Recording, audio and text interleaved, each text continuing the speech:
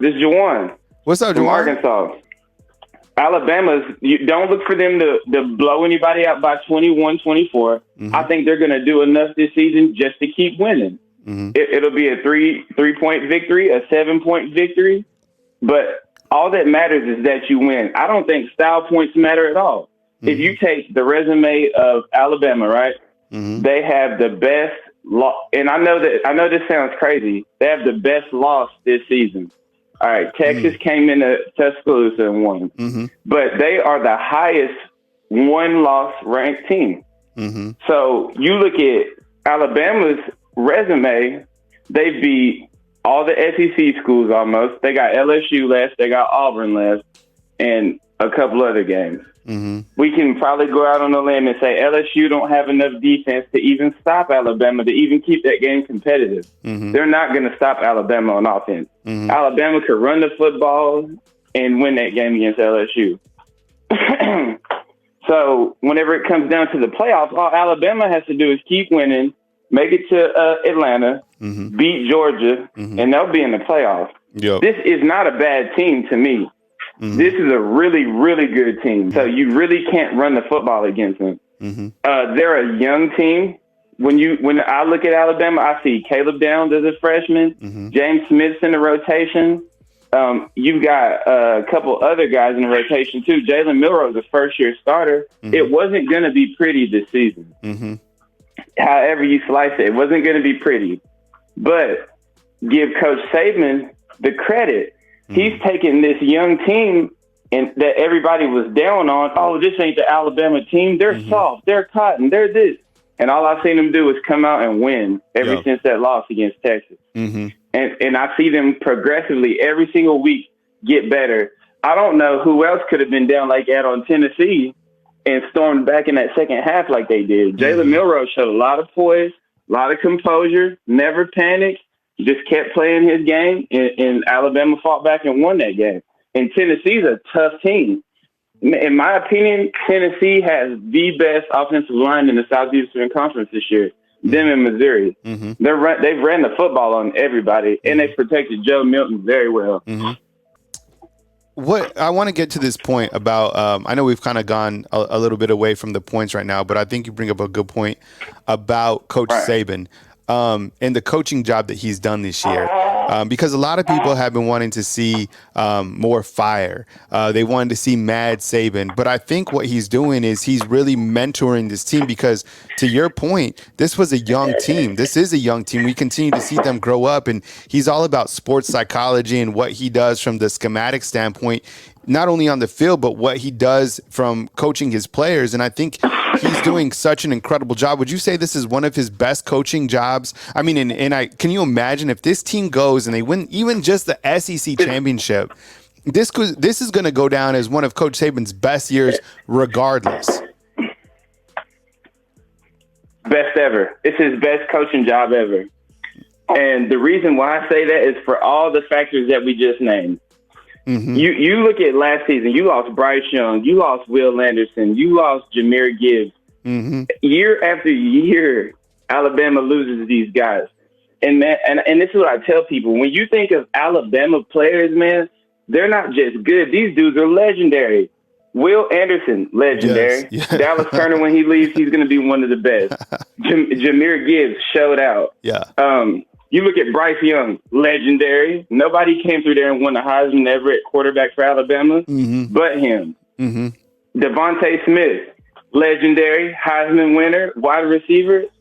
So that stuff is going to be hard to replace every single year when you're losing these type of guys. Mm-hmm. These aren't your average dudes. Trent Richardson, Mark Ingram, those aren't your average dudes. Mm-hmm. That's going to be hard when you're a running back, when you're a wide receiver, to come behind those. Those are huge shoes to fill. Julio Jones, those are huge shoes to fill. And the University of Alabama fans have to understand that.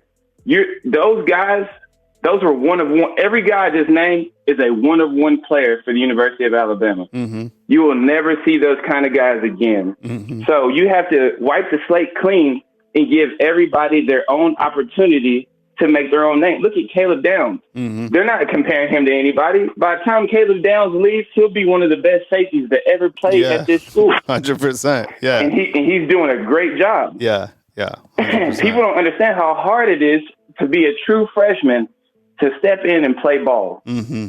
It is very hard. Mm-hmm. So for Coach Saban to take a bunch of these guys and to have the output that they're having, because they're playing great to me. They're playing really, really good to me. I wasn't expecting for the offense to put up 60 points or anything like that. Mm-hmm. I wanted to see Alabama get back to pushing people around, which the offensive line's been suspect, but they're getting better because they ran the ball really, really well against Arkansas and against Tennessee late. They've been running the ball better. So I just think I kind of compare this to that second season after Jimbo Fisher won the national championship at Florida State. It was Jameis Winston, and it was a bunch of no-name receivers. Mm-hmm.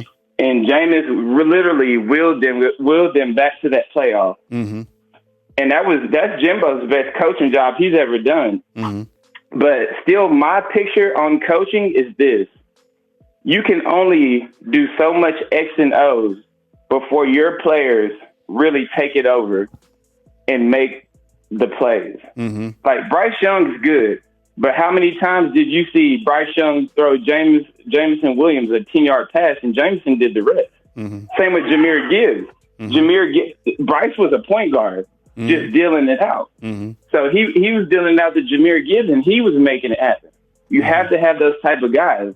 And Alabama has those kind of guys. They're just young. Mm-hmm. So that's why I give Coach Saban the credit. Isaiah Bond, he's catching the football really well this season, making plays after the catch.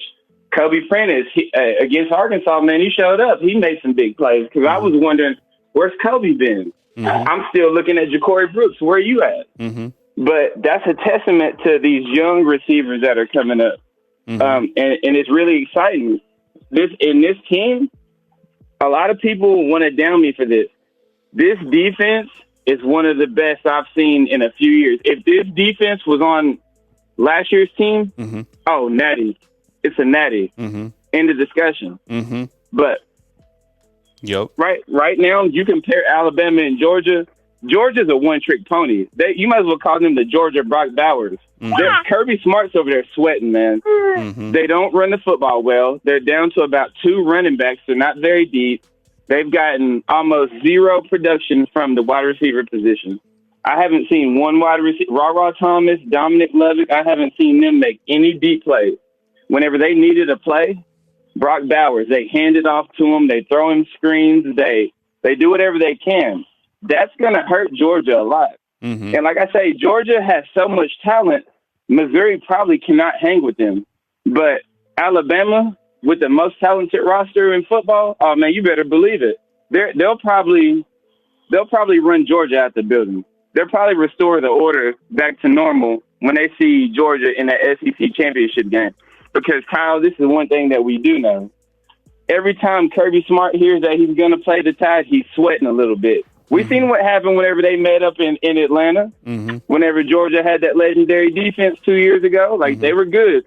But whenever they ran into the Tide, Alabama went up the field, down the field, up the field, down the field on them. And the game really wasn't close.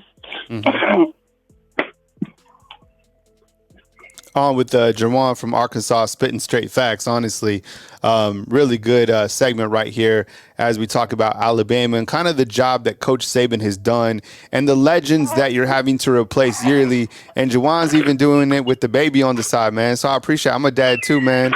I've done a million of those tasks as well with the kids around. You got to be a dad, but you can still spit facts. So all respect to you, man.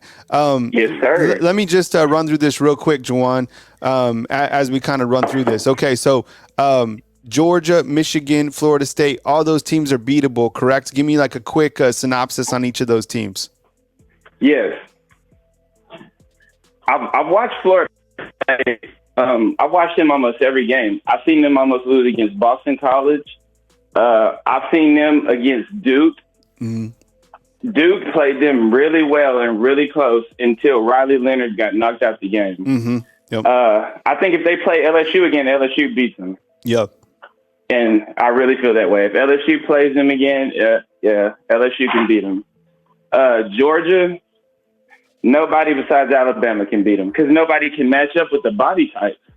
Their defensive line is too big, and I think Alabama's already played the best defensive line in the Southeastern Conference this year, which is Texas A&M. Mm-hmm. That $25 million Jimbo spent, it paid off because that defensive line is nasty, and Alabama's right behind them as far as defensive line. So Michigan, I think Michigan is going to just run through everybody. I don't think Ohio State, they're playing a different brand of football this year. Mm-hmm. But it's just like, you remember in the early 2000s when Coach Saban first got there, you weren't going to run the ball. Alabama was all about running the ball. Mm-hmm. You weren't going to out-Alabama. You weren't going to run the ball better than them. You weren't going to be more physical. Well, Michigan has brought that physical style of football back to the Big Ten, where Ohio State's been so finesse and so pretty for so many years, they can't really out Michigan. Michigan, they didn't do anything special last year. That's what I'm saying. They can say sign stealing or whatever. All I seen Michigan do was put that football on the ground and just bash Ohio State over because everybody was saying how soft Ohio State was, and Michigan went out there and proved it. Mm-hmm. So I don't see Michigan losing a Big Ten game. Now, when they get into the playoffs, depending on who they're matched up with, maybe they can. Maybe they can get beat. But I don't see a team from the Pac-12 or the ACC or the Big Ten beating them. And I say this all the time, man. You take Arkansas, you put them in that Big 12, you put them in the Pac-12, you put them in the Big Ten or the ACC, you'll see a different result. Hell yeah. Me personally, I don't think anybody in any of those conferences can play Alabama within three touchdowns. Yeah. Like, the level of football is really bad around the country, man. Yep. But it's like you have Alabama and Michigan are in their own boat in Georgia, and then it's everybody else. Everybody else can lose. And I know Alabama lost already a game, and I'm talking like they're undefeatable, but that was early on. They were still trying to match. Mm-hmm. Now they've gotten everything together. I don't see them losing. Yep. You got Texas that almost lost to Houston. Mm-hmm. You got Oklahoma who almost lost to UCF. Mm-hmm. So, yeah, they definitely have some flaws, man. They're not playing high-level competition. Yep. All right, Jawan. I got to run, man. But I appreciate you calling in, Jawan. Please call again next time. I love the context and the dialogue, man. You really spitting facts, most importantly, man. So thank you very much. I'm with you on the dad life too, man. So take care of the baby, and we'll catch up with you next time. Oh, for sure. Thank you, Kyle. You have a good one, man. All right, you too, man. All right, fam. If I didn't get for you today, or if I didn't get to you, rather, I will get to you tomorrow on 9 a.m. on Friday. Today I have a charity event that I'm attending right now, so I have to. I'm going to cut a video. I got to eat some breakfast, and I got to go to this event. But I will be back online tomorrow morning at 9 a.m. on Friday. Thank you very much for watching this morning. Hit the thumbs up, like, subscribe. I appreciate you guys very much for being a supporter of Bama football on YouTube. And I said, if I didn't get to you today, I just, ran out of time. But thank you very much for calling in this morning, and look for more content right here on our YouTube channel. Hit the thumbs up and think about becoming a fan funder by hitting the join button anywhere on the screen. It's actually on the top on desktop. It says join, and on mobile, if you go up, there's a hyperlink. Click that link, and it has plenty of join options. We really appreciate your support. So coming to you from beautiful Tuscaloosa, Alabama today on Thursday, October 26th, Kyle Henderson, Bama football on YouTube. Have a great day, everyone. See ya.